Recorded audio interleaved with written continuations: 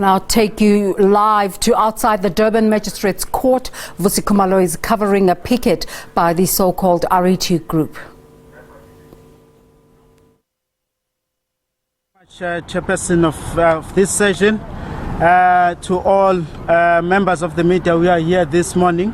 We are meeting in front of Durban Central Police as well as Durban Magistrates Court on this historic day, which marks the first anniversary of a travesty of justice, the day in which one of the fundamental pillars of our democracy, the Constitutional Court, was grossly compromised. At 11 p.m. on the 7th of July 2021, President Jacob Zuma was unlawfully, illegally arrested and incarcerated by the South African police at the illegal order of the Constitutional Court on the 29th of June 2021. This was undoubtedly the saddest and most tragic moment in the South African judicial history for the following reasons. President Jacob Zuma was arrested on charges of contempt of civil courts, an offense which would constitutionally require civil remedy rather than jail sentence. To date, a year later, there has never been a prisoner of the Constitutional Court, not even a nyaupe smoker, not even a para as we refer to them here in the city of Durban. None of those people has been dealt with in the manner in which the Constitutional Court has decided to deal with President Jacob Zuma.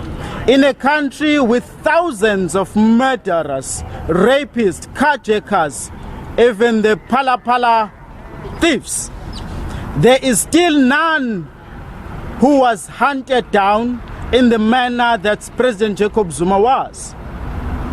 Note that President Jacob Zuma had requested Judge Raymond Zondo to recuse himself from the proceedings of the inquiry, and he made an application to the court because of conflict of interest that President Jacob Zuma suspected, but his request was completely disregarded.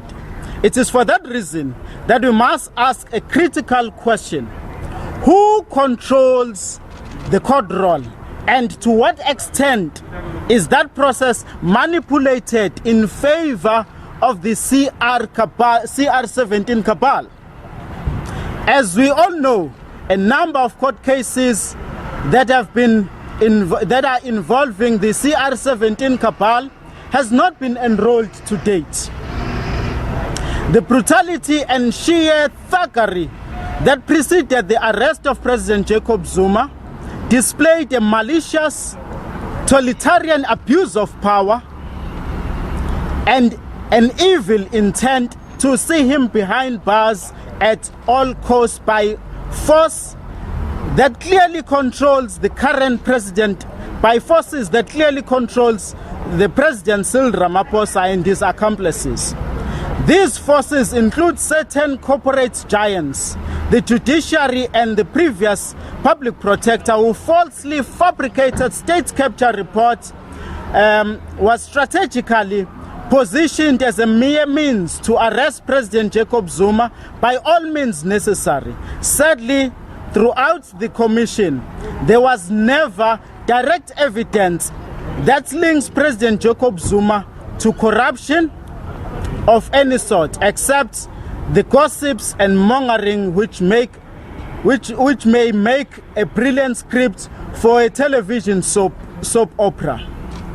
Members of the media, fellow comrades, should I remind you that today the Free Jacob Zuma Gauteng group is going to hold a similar press conference to lament the same manipulation or exclusion from the court roll of matters that are against the CR17 cabal.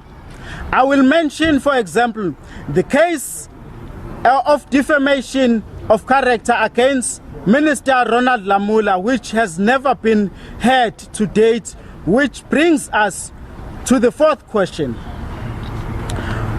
Comrade Arthur Fraser pressed charges which include the violation of foreign exchange laws, tax evasion, gender-based violence, kidnapping, assault, torture, and illegal use of state apparatus.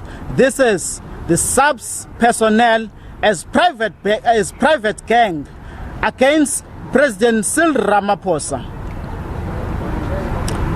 Video evidence has been submitted and there has been a partial admission of the crimes by Cyril Ramaphosa.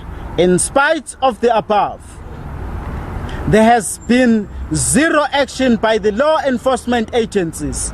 Instead, we have seen very aggressive acts of defense, such as suspension of public protector, Her Excellency Advocate Vusi Khumalo, after she had submitted 31 investigative questions demanding accountability from the first citizen of the country. At this rate, it seems, President Ramaphosa can commit any crime in broad daylight and walk away scot-free. And this undermines the integrity of our courts and impartial, fair and final as a final arbiter of disputes in matters in our South African society. Today, we stand here 18 days after myself, Kosancha Shares and Comrade Cyril Knight to open cases against Cyril Ramaphosa with South African Police Service.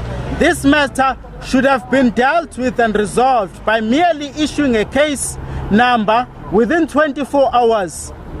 The complaint was registered with the SAPS. However, there seems to be a concocted and unlawful intentional disregard of the law and a cover-up tactics to shield a criminal of Pala Farm, a criminal and a thug who assaults women, who kidnaps black people, who undermines the sovereignty not only of our beloved Azania, but our neighbors as well. A Tsotsi who is hell-bent at stealing from the public purse by avoiding to pay tax like every hard-working citizen of our country. A criminal, as it is alleged in the sworn affidavit and statement deposed by Comrade Arthur Fraser. It is for that reason that One Voice, One Family movement has been born, comprising of civic society movement, political parties, women organization, and all concerned citizens. We further call on all progressive forces to come on board and fight a noble fight, a fight against historic state capture of our country and our resources. This is a fight that is and will never be sponsored by fake Safe SA projects. Do not be surprised when you do not see your Pichana and his gang amongst us fighting a real corruption. To people of South Africa, this is your fight. Do not be surprised, neither expect to be given leave by your employees to march against Cyril Ramaphosa. It will never happen. He is beyond reasonable doubt an agent of white monopoly capital and an enemy of majorities' struggle for economic emancipation.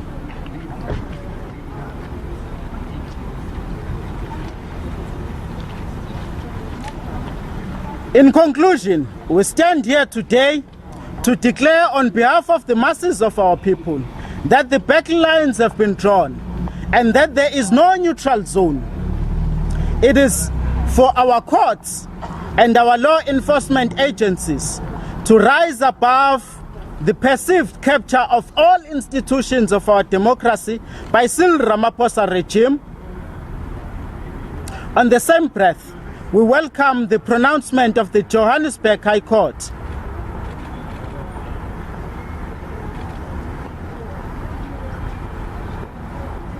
We welcome the pronouncement of the Johannesburg High Court in a matter which involves Cyril Ramaphosa in facilitating collusion and conducting collusion with police with lawmen mine.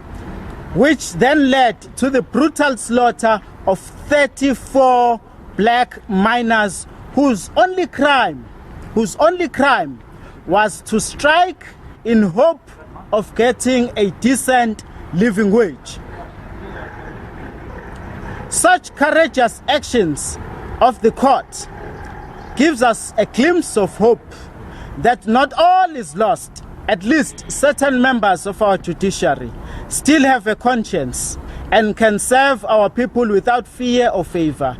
In a state where fair trial and judgment seems to be non-existent, it is in that hope that we reach out to the orphans and widows of Marikana and say justice may be delayed, but it will eventually be served.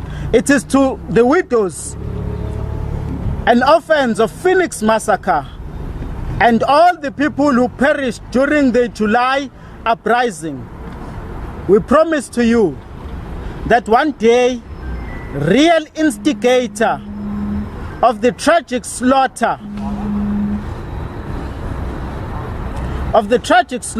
of your loved ones, the instigator will be unmasked and will be called to account. It cannot be that we are made to believe that a mere tweet saying "we see you, Amandla" or "Aikale" would have instigated the violence. Neither the heroic words of a young activist who boldly in the streets and supermarkets of KwaZulu-Natal echoed the sentiment of Solomon Mahlangu, in which he said, President Zuma must be free, and we will say it even if we are in the gallows. We will say it, that President Jacob Zuma must be free. Even if we are about to be hanged, we will say it.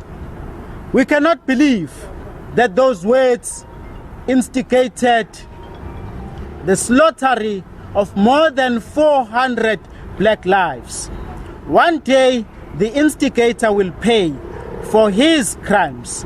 It is befitting to us to echo those sentiments of our masses who have come to a realization that President Jacob Zuma was targeted for holding back the forces that wanted to undermine our livelihood and make super profits while the masses are languishing in poverty. We are therefore echoing the words that have been echoed across the length and breadth of South Africa to say, sorry, President Jacob Zuma. Now we know that the forces that you fought were against our progress. It is the same forces that wanted to exploit our livelihood. Today we are facing a high price of petrol. We are facing a high price of cooking oil. Today we are facing high price of paraffin. A commodity that is used by the poorest of the poor. The most downtrodden of our society are using paraffin, and paraffin can no longer be a commodity that they can afford. We are saying with these words, sorry, President Jacob Zuma, but we also vow in our movement, in our unison, that we shall stand together to fight until Cyril Ramaphosa is brought to book and he face all the crimes that allegedly he has committed in our country. Thank you, ladies and gentlemen. Thank you very much. I will then therefore invite questions if ever there are any clarifications, if ever there are any need for clarifications. Please introduce your name and your industry, and then ask a question or seek for clarity. Any questions? Yes, yes, ma'am. Thank you. It's Karinda from Newsroom Africa. Mr. Shazi, you spoke about the real instigators being arrested. According to you, who do you feel would have started, or who would be the architecture behind what we saw following the former president's incarceration, the protests that happened, the looting, and ultimately the killings that we saw? For you, who should be arrested and charged as the architect of that violence? Thank you very much for that question. And fortunately, you and I were on the streets of KZN. And most of We're going to come out of that briefing. The so-called RET group, they're saying that they feel that President Jacob Zuma was illegally arrested through an illegal order by the Constitutional Court.